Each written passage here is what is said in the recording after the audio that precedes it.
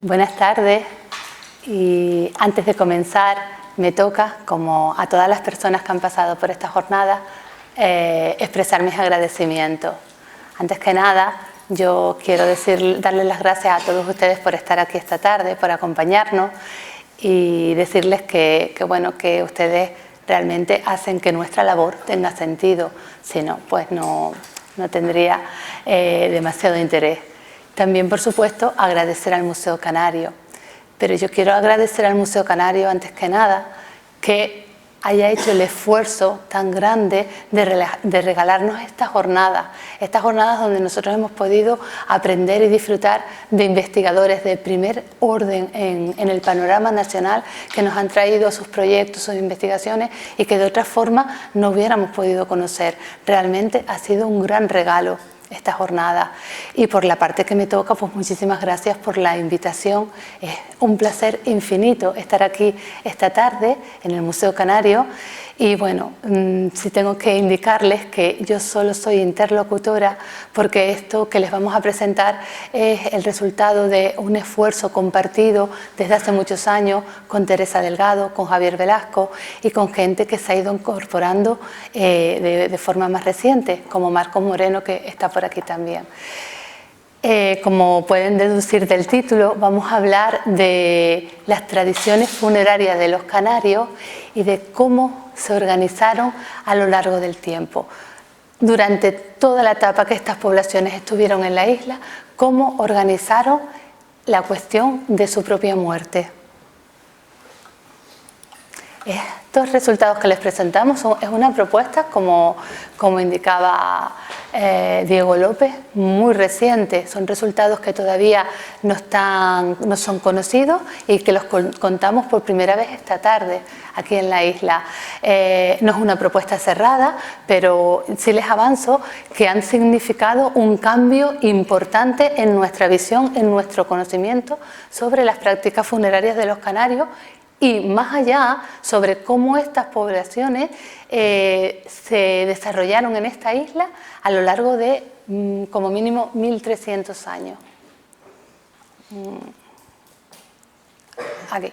A ver, tenemos en Gran Canaria la fortuna de contar con un volumen ingente de yacimientos funerarios. Es un legado vastísimo, amplio, que realmente es un tesoro.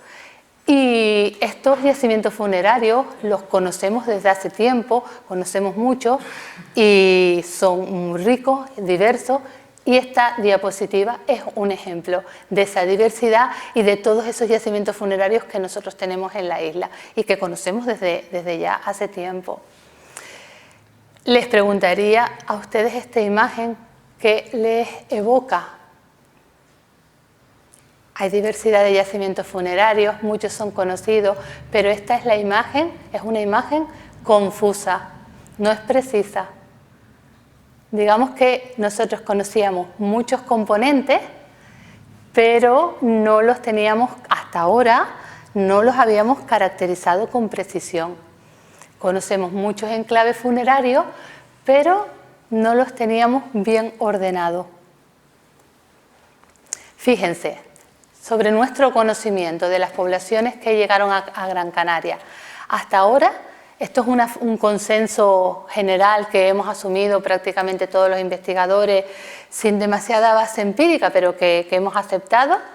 Nosotros situábamos la llegada de estas poblaciones, creo que no se ve el cursor. Aquí, vale. Situábamos la llegada de estas poblaciones sobre el 500 a.C. Es una fecha de consenso, le digo, porque no había ningún dato certero que nos permitiera afirmarlo, pero con eso trabajábamos. Hasta en Gran Canaria, el año de 1483, que finaliza la conquista, ¿vale? Y entre medio, con lo que respecta a la muerte, teníamos la imagen anterior. Muchos yacimientos funerarios, un legado muy importante de osamentas, de momias que tenemos en el Museo Canario, pero con esa imprecisión, con esa falta de orden. Entonces decidimos que teníamos que intentar, que teníamos que probar a ver si podíamos caracterizar un poco mejor estas prácticas funerarias. Para ordenar nuestros elementos, nuestro criterio digamos, para fijarnos, fue el tiempo y el territorio, el espacio, ¿vale? La isla de Gran Canaria, que es donde tienen lugar esas prácticas funerarias. Y esto es lo que sucedió, este es el resultado del año 1500 a.C., que todos habíamos asumido como consenso, una fecha de consenso. Ahora en Gran Canaria, la fecha más antigua, calibrada, fiable que tenemos, se nos va al año 400, anterior al año 400, o sea, al siglo V, al siglo V después de Cristo. Antes de eso, no hay ninguna fecha conocida disponible para Gran Canaria.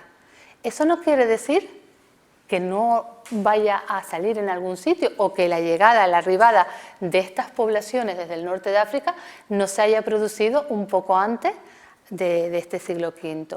De hecho, analizando, haciendo una estadística especial, una estadística bayesiana, a nosotros se nos sitúa como probable la fecha de ese primer poblamiento en torno al siglo III. Pero todo este espacio que antes nosotros teníamos vacío, pero que aceptábamos y asumíamos, todos hablábamos de ese siglo V antes de Cristo, de momento tenemos que desecharlo para Gran Canaria. No estamos asegurando que no pueda salir nada más antiguo, pero de momento ahora lo que tenemos fiable se nos viene al siglo IV y del siglo IV hasta casi finales del siglo XV. Digamos que ese es el periodo de vigencia de esas poblaciones, de los antiguos canarios en la isla, ¿vale? Y aquella imagen confusa que les puse del mundo funerario, de los yacimientos, de los lugares que estas poblaciones escogieron para depositar a sus muertos, se nos precisa un poco más. Y este es el resultado. Es difícil entenderlo así, esto es una gráfica, pero ahora van a ver cómo sí se ordenó un poquito y cómo eso nos ha permitido caracterizar cada tipo de cementerio.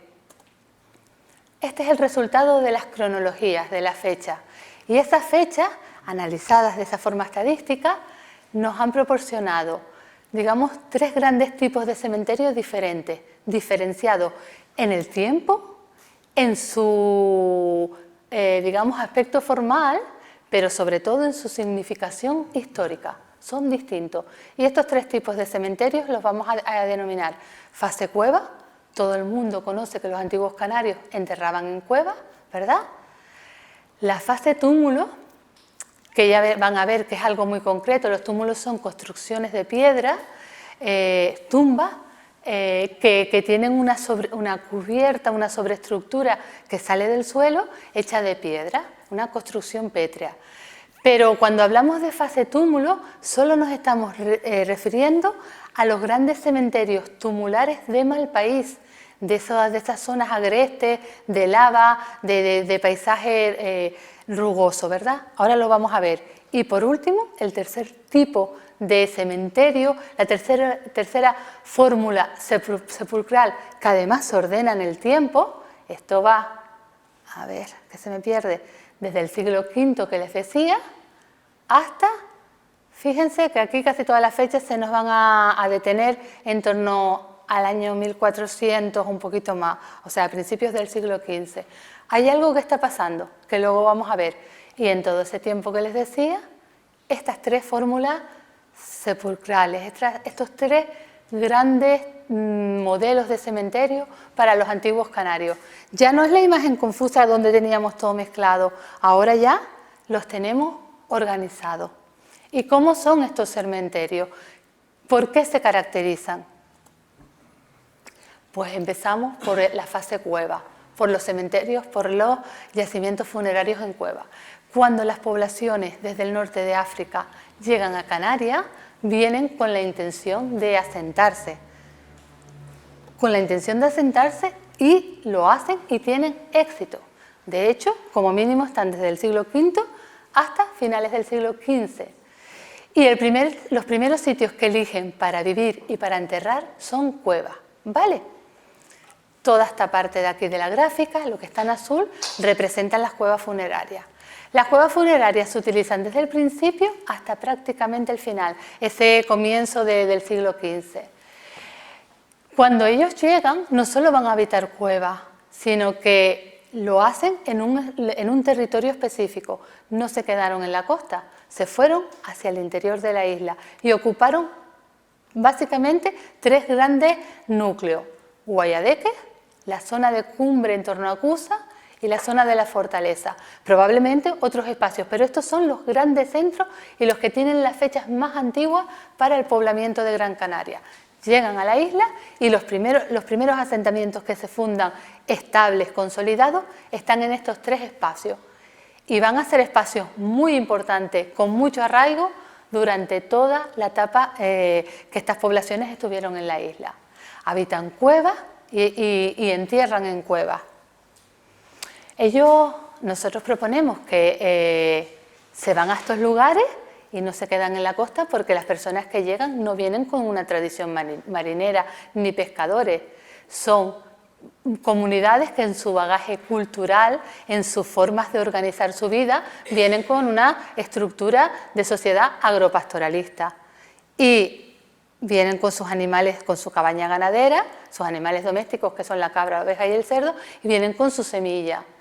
Y vienen de unos paisajes vitales de ellos en el norte de África, que son valles y montañas. Y en la isla, cuando llegan, buscan para reproducir su sistema de vida, ese sistema agropastoralista, pero de raigambre o de corte al principio, digamos, más pastoralista que agrícola, y se van a esos espacios que a ellos les eran, digamos, sus escenarios vitales, las montañas y los valles, y no la costa. Fíjense la fecha, siglo V hasta principios del siglo XV. Ahí tenemos esta fase cueva.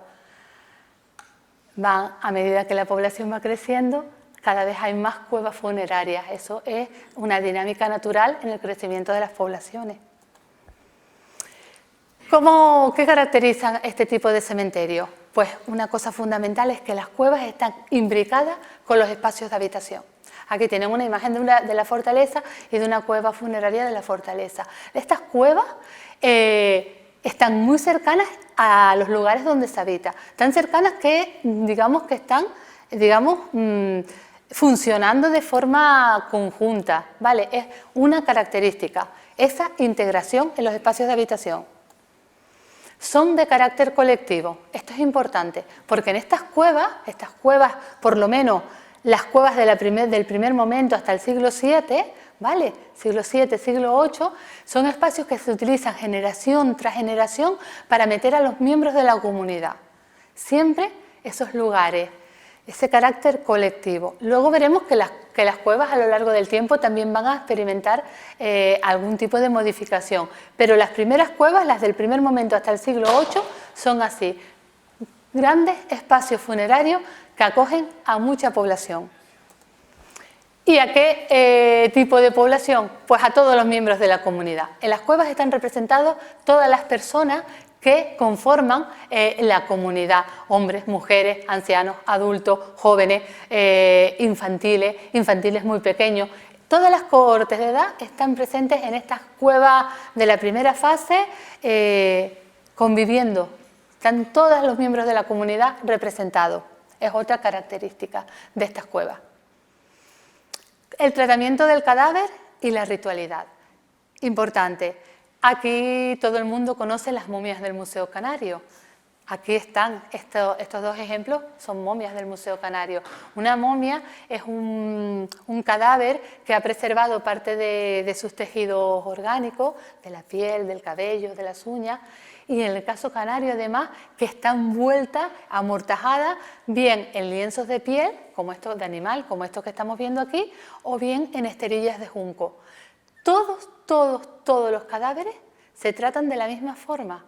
Cuando mueren, el cuerpo se prepara, a lo mejor tiene algún tipo de procesado, de aplicación de productos que todavía no conocemos bien, y todos se colocan de la misma forma y se envuelven y se llevan a las cuevas, porque solo hay cementerios en cuevas, ¿vale? En esas cuevas, por las condiciones ambientales que son estables, algunos de estos elementos orgánicos que en otros lugares no se conservan, aquí sí se conservan. Dentro de las cuevas, digamos, hay unas condiciones muy favorables para la conservación y por eso tenemos las momias en las cuevas, ¿vale? Y la ritualidad. No sé, cada uno debe tener su idea.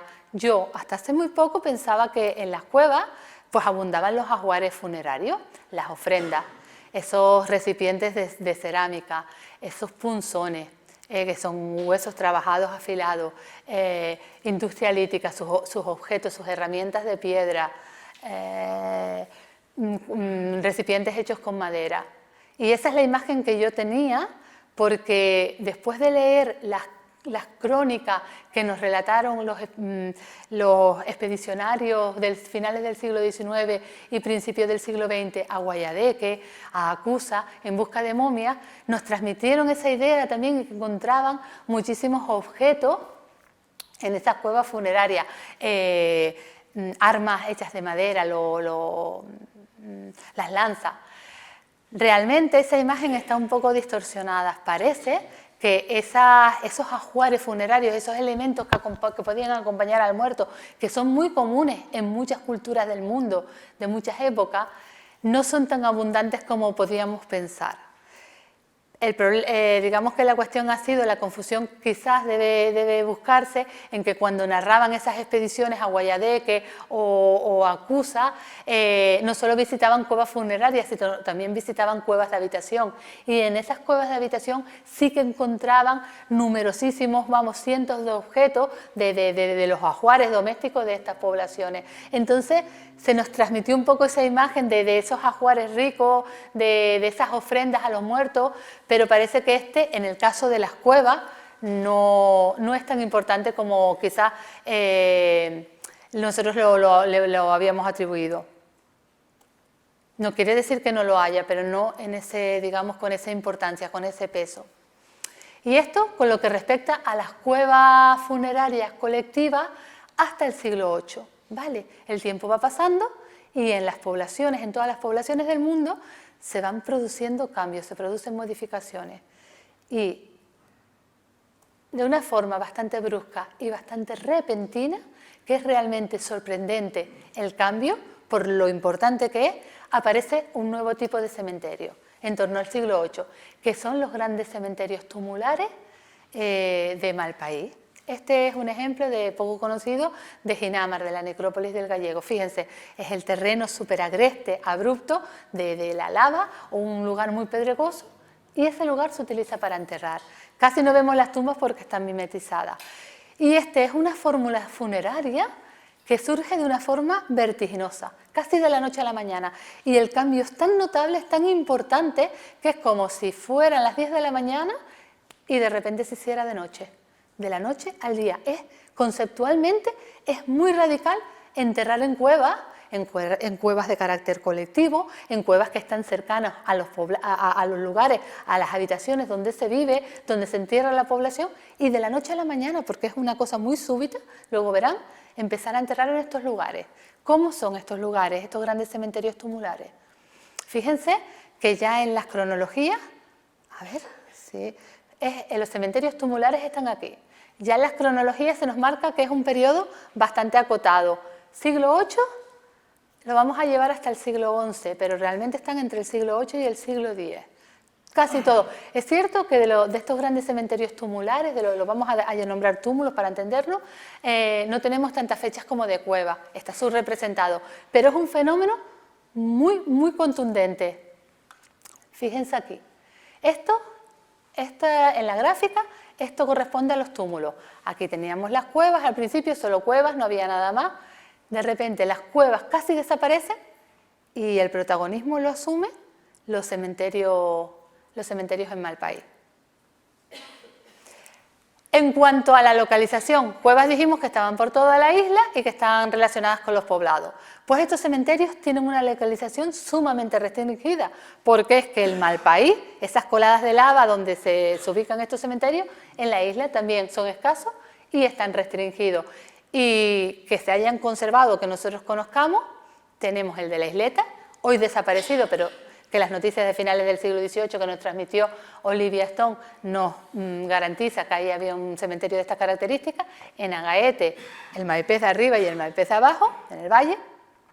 En la zona de Ginamar, que corresponde a la imagen que veíamos antes, ese campo de lava de Ginamar tan bonito que hoy está muy deteriorado, y en la zona de Arteara, que no es exactamente una colada volcánica de lava, sino un pedregal, un gran canchal de derrubio a los pies de una ladera. Pero digamos que el sentido del paisaje es el mismo, algo realmente agreste, dificultoso para moverse en él. Aquí tienen ejemplos vamos a pasarlo rápido, de esos espacios. Fíjense la isleta, ¿verdad? Que desafortunadamente ya no lo podemos ver. Una característica de estos emplazamientos es su relevancia visual. Son muy perceptibles. Este es el ejemplo de Arteara.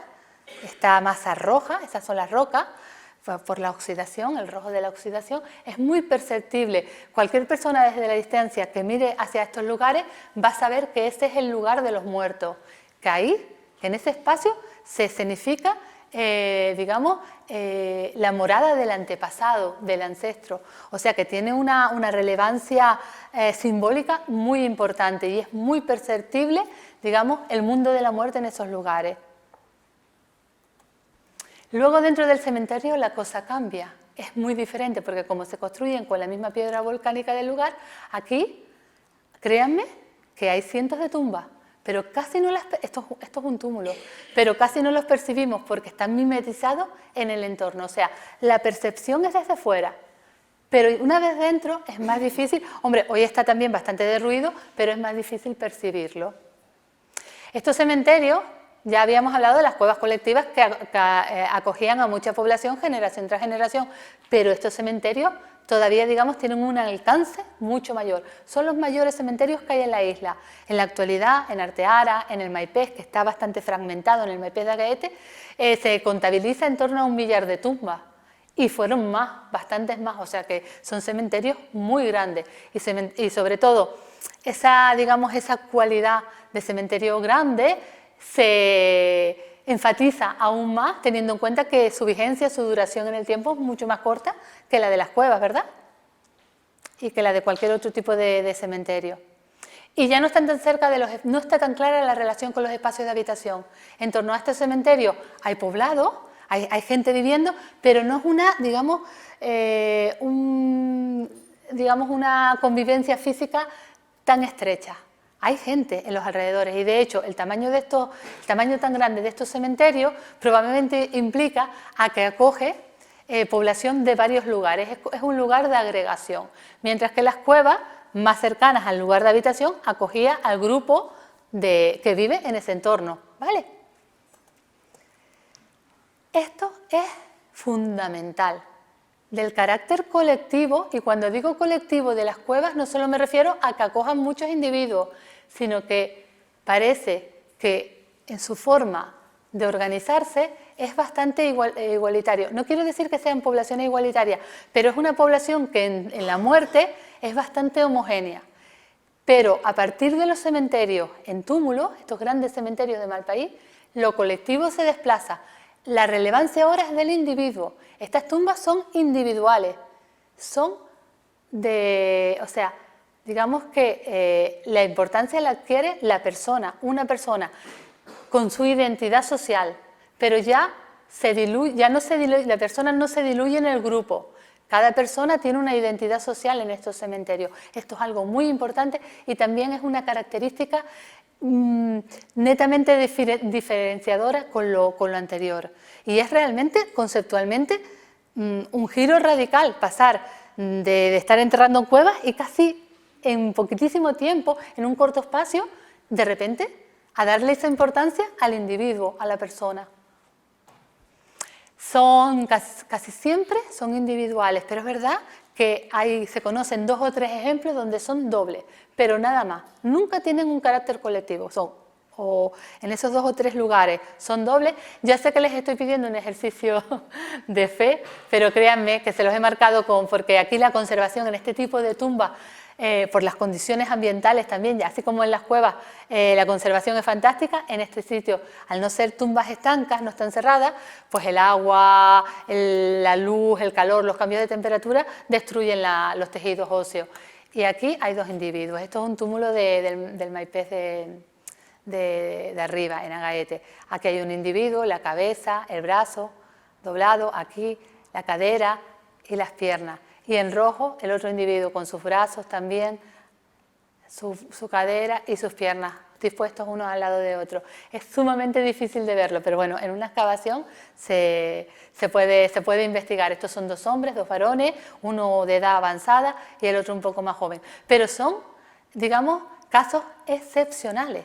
Los túmulos son individuales, siempre hay una persona.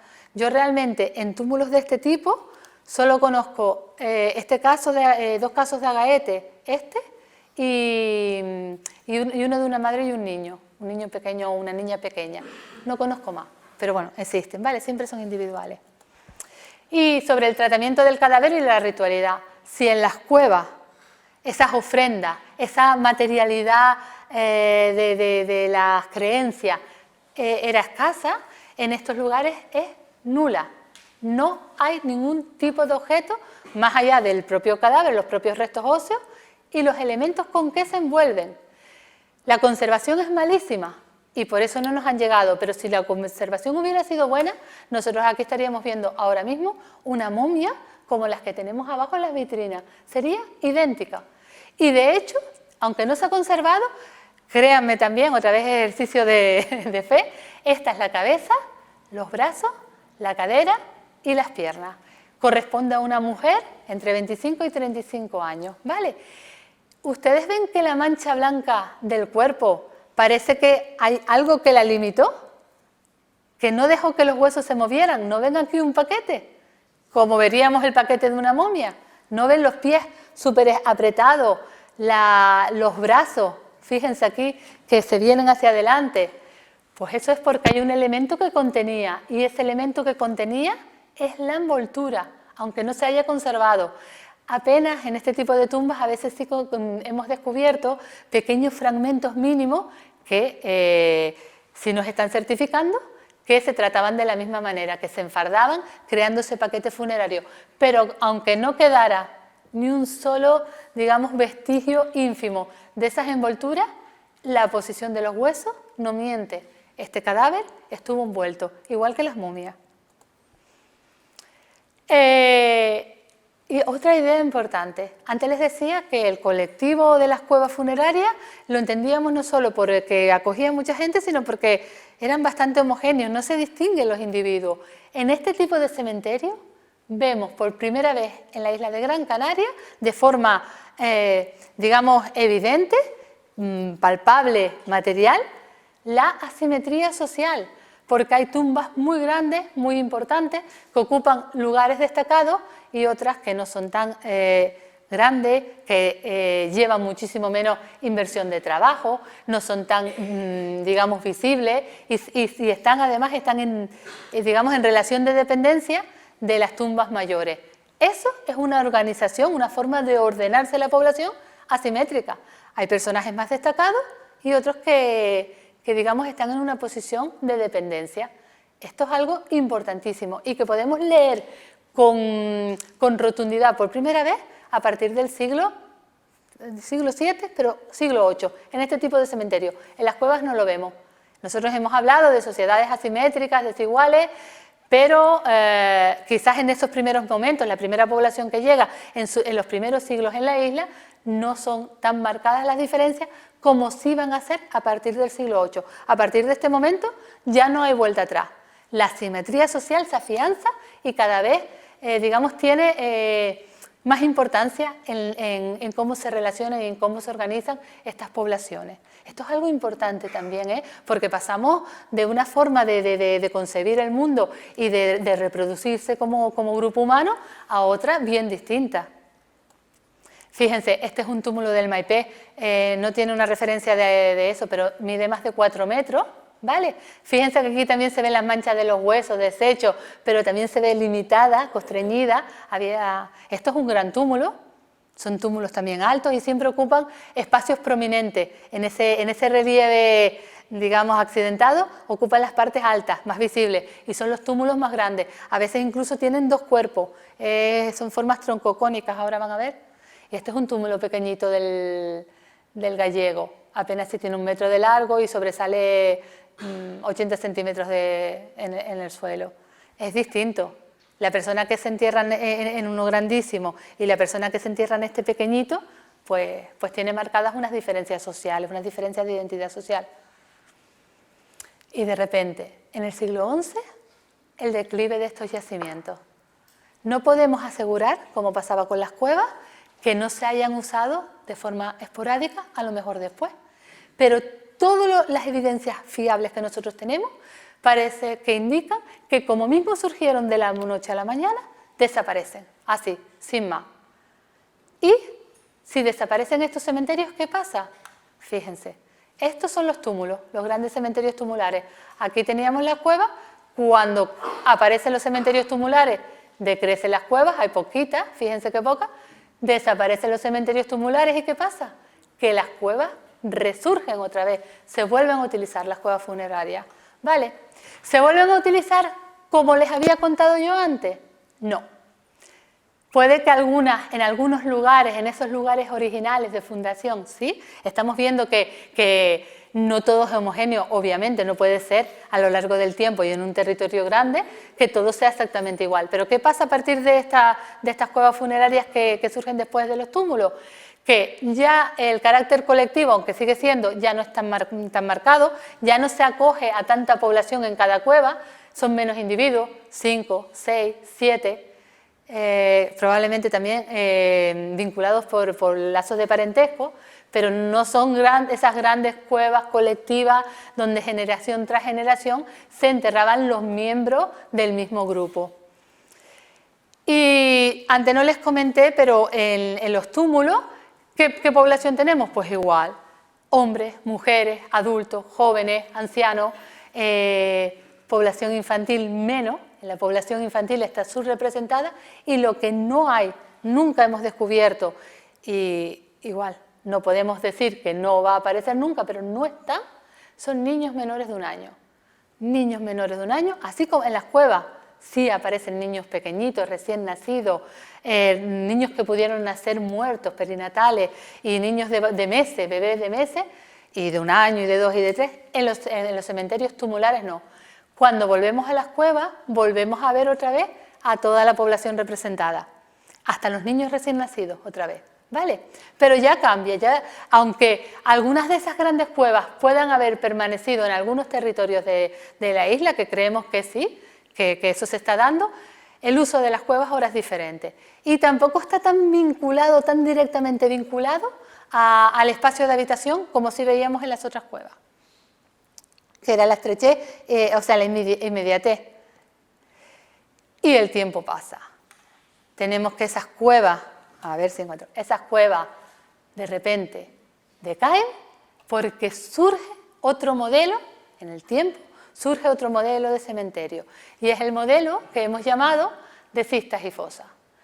¿Qué son, y su cronología pues la tenemos que poner, aunque la vamos a colocar en el siglo XII o a partir de finales del XI, siglo XII, su esplendor, su momento de esplendor, su auge, su apogeo es el siglo XIII y el siglo XIV. Durante esos 2 siglos, fíjense, aunque puntualmente se siguen utilizando las cuevas, decrece completamente el uso de las cavidades y la gente se entierra en estos nuevos cementerios. ¿A qué llamamos cementerios de cistas y fosas? Pues vamos a verlo. Las cistas son construcciones también de piedra, incluso nosotros a veces las llamamos túmulos, pero igual nosotros ahora vamos a utilizar esta nomenclatura de cista para no confundirla con los grandes túmulos de esos territorios de Malpaís. Estas cistas no están nunca en territorios de Malpaís o no preferentemente. No son construcciones, aunque son construcciones de piedra, no son tan elevadas, forman cementerios, agrupaciones también. Esto es las crucecitas en Mogán. Fíjense también cómo coinciden en el tiempo, ¿verdad? Están todas ahí en la misma cronología. Y en cuanto al patrón de localización, volvemos otra vez a tenerlos en toda la isla, ya no es restringido, pero básicamente donde se desarrolla y donde tiene una importancia fundamental es en torno a la franja marítima, a toda la franja costera de la isla y a las grandes vegas agrícolas de la isla. Y tiene que ver, por supuesto, con cambios en los modelos económicos, cambios en la producción, que luego vamos a comentar por qué se producen estos cambios tan notables. El surgimiento de este tipo de cementerios también es bastante radical y conceptualmente también, de repente, si estabas enterrando en cueva o en túmulo, ¿por qué cambias a esto? Que formalmente es diferente y cronológicamente también es diferente y históricamente lo que representa también es distinto. Vuelven a estar asociadas a los lugares de habitación. No en todos los ejemplos que conocemos en la isla, porque hay alguna cista por ahí en la zona de cumbre que está aislada. Por ejemplo, no podemos reconocer esa relación con los asentamientos estables o asentamientos, digamos, importantes, pero los grandes cementerios de cistas y fosas están vinculados a poblados.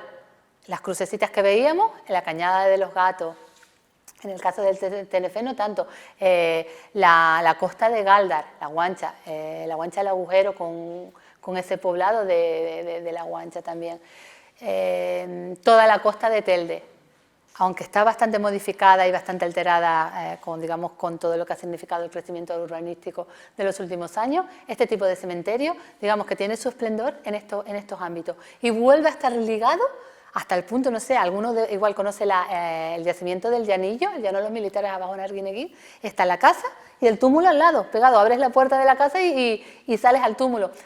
Otra vez hay una relación muy estrecha. Estos son cistas del Tenerife, de Pozo Izquierdo. Es que se me va y digo túmulo, porque nosotros a esto lo llamamos túmulo formalmente. Es que podría considerarse un túmulo, porque un túmulo es una construcción aérea de piedra, pero formalmente es completamente distinto, cronológicamente es distinto, geográficamente su localización es completamente diferente de los grandes túmulos y históricamente significa otra cosa también. Una cista es, en su constitución, sus componentes son un enlosado que sobresale un poco del suelo, delimitado por un anillo de piedra, y esa cubierta de tierra y de piedrita, ese enlosado, que remata la construcción. Y por dentro es un cajón de piedra que se tapa con laja de piedra o a veces se tapa con tablones de madera. No es tan frecuente, pero sucede, ¿vale? Y esto es una cista, un cajón de piedra. Aquí el cuerpo no se entierra, se mete y se ponen las tapas de piedra. Y ya está, no se entierra, ¿eh? No hay enterramiento en sentido estricto. Y se tapa. Fíjense estos ejemplos. Seguimos manteniendo el énfasis en el individuo. Este tipo de tumbas son individuales. Y aunque hay cistas colectivas, como esta de Mogán que se excavó Jiménez Sánchez en los años 40, de las Crucecitas, donde había al menos 15 individuos, también en la necrópolis de Maspalomas hay cistas colectivas. Aunque son cistas colectivas, funcionan, la cista digamos que es como el espacio, el contenedor, pero los enterramientos son individuales. Se muere una persona y se mete ahí dentro, se muere otra persona y se mete dentro de la cista. No son enterramientos múltiples donde se meta a todo el mundo, a estas 15 personas, en el caso de Mogán, al mismo tiempo. O sea, es el individuo el que prevalece, frente también a lo que habíamos visto en las primeras etapas de esa población un poquito más, digamos, más homogénea. Y también hay unos criterios de ordenación bien estrictos. Ya nunca volvemos para atrás. Todo lo que es la jerarquía, la simetría, la diferencia social, la identidad social plasmada en la muerte, se ve en estos cementerios. Fíjense, esta tumba, que es esta cista, que acogía a una mujer, ¿vale? Los restos de una mujer, no suele ser frecuente o es menos frecuente que sea una mujer, un personaje femenino, el que ocupe digamos, el espacio central y articule, pero sucede, esta mujer tiene una posición preeminente porque es el elemento que centra todo este grupo de enterramientos, de tumbas, que no son cistas, que son fosas. Y fíjense que el cajón de piedra que le construyeron Estos son sus pies, esta es su cabeza, es grande. Le hicieron una gran tumba, aunque ella era una mujer pequeñita, grácil. Y es principal, porque estas tumbas están organizándose en función de ella. Para que vean, esos son las cistas. Cistas y fosas suelen compartir el mismo cementerio, por eso los llamamos cementerios de cistas y fosas. Esto es una fosa es un agujero en la tierra donde se mete el cuerpo y se vuelve a cubrir con tierra y ya. A veces se pueden poner anillos de piedra por encima, alrededor, marcándola, pero no tiene un cajón como veíamos en el caso de la cista. Este es el caso de aquí del Metropol. Lo puse mal, ¿no? Vale, el Metropol, en Las Palmas. Muy sencilla, pero también individual. No hay fosas colectivas. ¿Y cómo es el tratamiento del cadáver y la ritualidad en estos cementerios? Pues igual que la de las cuevas, igual que la de los túmulos. Ahí está todo este procedimiento, está estandarizado y durante los 1300 años que nosotros tenemos documentados, están tratando los cadáveres de la misma manera, siempre. Aunque por cuestiones de conservación no nos lleguen. Fíjense cistas, estas dos primeras son cistas, estas dos son fosas y esta es una momia de aquí del museo, de una cueva funeraria. Cabeza agachada hacia abajo, es difícil verlo, yo lo sé, pero tienen la cabeza así. Brazos pegados al cuerpo y hay un elemento que lo fuerza. No vengan aquí que esto hay algo que tensa y tiene los codos, estos son los codos, están pegados al cuerpo. Algún elemento que ató y, digamos, estaba ceñida la correa, aquí, en los codos. Fíjense en este también, en las fosas igual, aquí también. Y ahora vamos a ver en las manos, todas iguales, atadas, en los pies, en las rodillas, en las piernas, todo igual.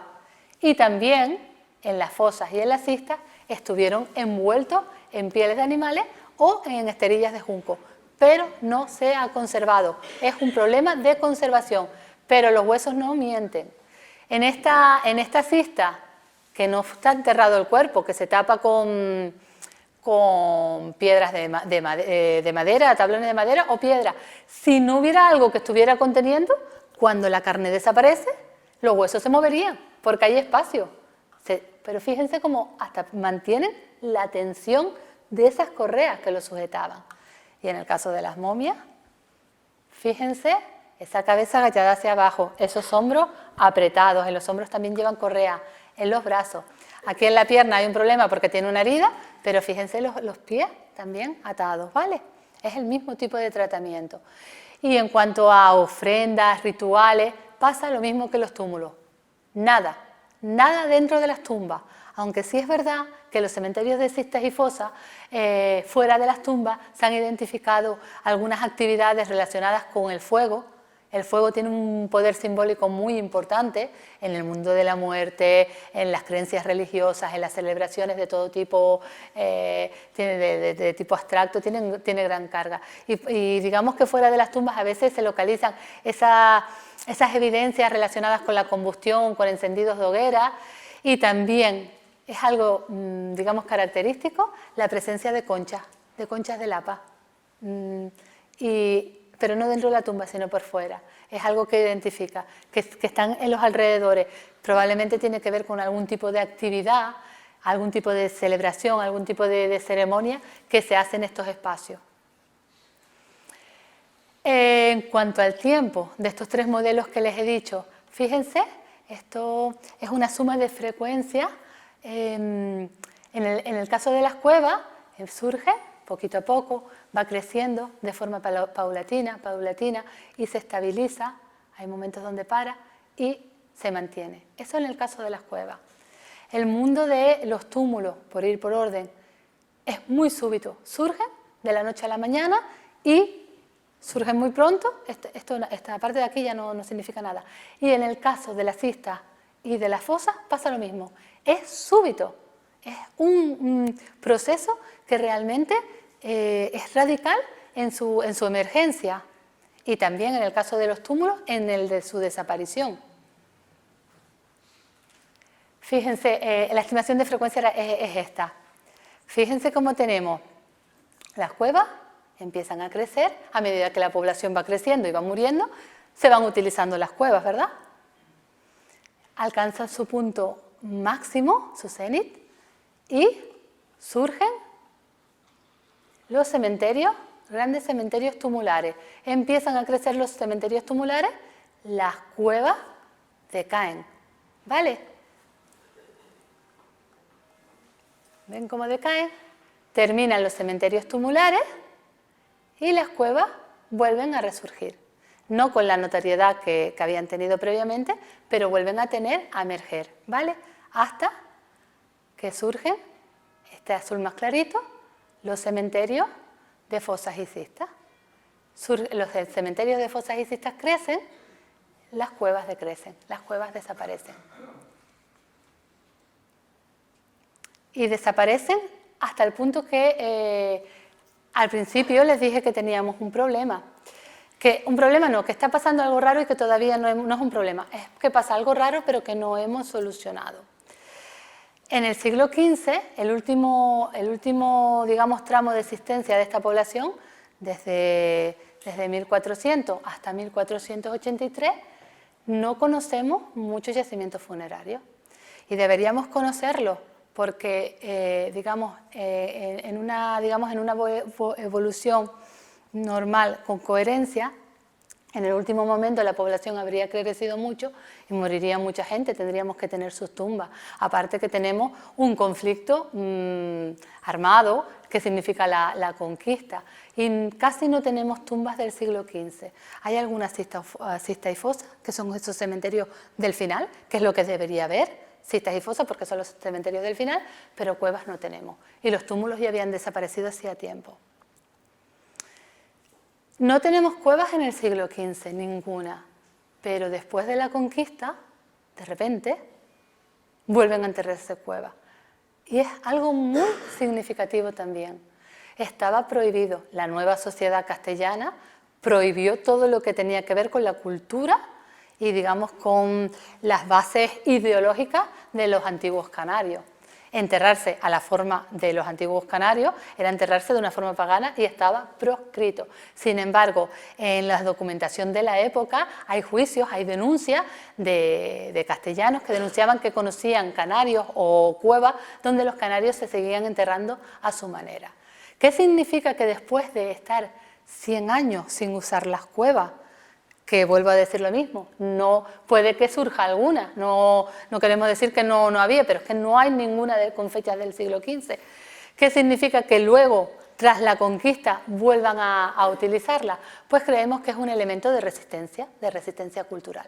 Cierto es que ellos se estaban enterrando, hasta la conquista, se están enterrando en cistas y en fosas, y eso es muy visible, porque ir a un cementerio de cistas y fosas al aire libre, cualquier persona te podía ver. Ahora, ir a una cueva a depositar a un muerto era como un poquito más camuflado. Quizás por eso recuperan las cuevas. O también, quizás por eso recuperan las cuevas porque la cueva es una seña de identidad que está desde el principio, desde que llegan hasta prácticamente el final. Volver a la cueva significa reivindicar la identidad cultural de los canarios. Es importante, es un fenómeno interesante porque 100 años antes ya no se utilizaba, durante los 100 años previos o 80 años previos ya no se utilizaba. Y es lo que quería ejemplificarles aquí. La cuestión de por qué no tenemos demasiadas tumbas de cistas y fosas, que es lo que tendríamos que tener en el siglo XV, quizás sea un problema de que no las hemos encontrado, puede tener una explicación cultural que tampoco sabemos ahora proponerla, o podría ser una cuestión de método. Estas poblaciones del final tienen una dieta rica, o sea, explotan intensamente el medio marino y tienen una dieta rica en productos provenientes del mar. Esa incorporación, esa ingesta de alimentos marinos altera un poquito la proporción de carbono 14 y hace que las fechas envejezcan un poco.